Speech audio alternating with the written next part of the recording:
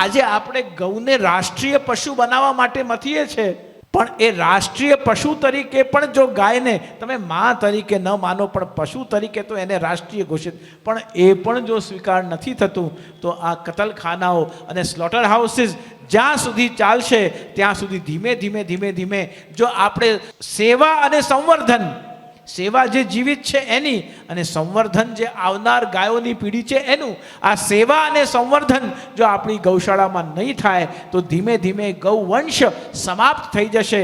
અને જે દિવસે ગૌવંશ ભૂતલ ઉપર નહીં હોય, જો માતા જ નહીં હોય, તો સૃષ્ટિનું ઉત્પત્તિનું કારણ સમાપ્ત થઈ જશે. ઉદરવિહીન સૃષ્ટિ.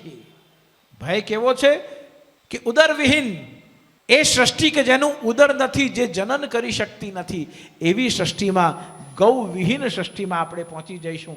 અને એવા દિવસો આ શરીર દ્વારા ન જોવાય, એ જ આપણા હિતમાં છે, એ જ આપણા પક્ષમાં છે. એટલા માટે જેની પાસે જેટલું આયુષ્ય છે એ શેષ આયુષ્યમાં ગૌ સેવા કરી, ગૌ સંવર્ધન કરીને, અને ગૌપાલક અને ગૌ સંસ્થા જ્યાં થઈ રહી છે, ચાલી રહી છે, જ્યાં જ્યાં ગાય માત્રનું સંરક્ષણ અને સેવા થતી હોય ત્યાં ક્ષમતા પ્રમાણે પોતાનું યોગદાન પ્રદાન કરીને આપણે આ સેવા યજ્ઞમાં આપણી પણ આહુતિ આપવી જોઈએ.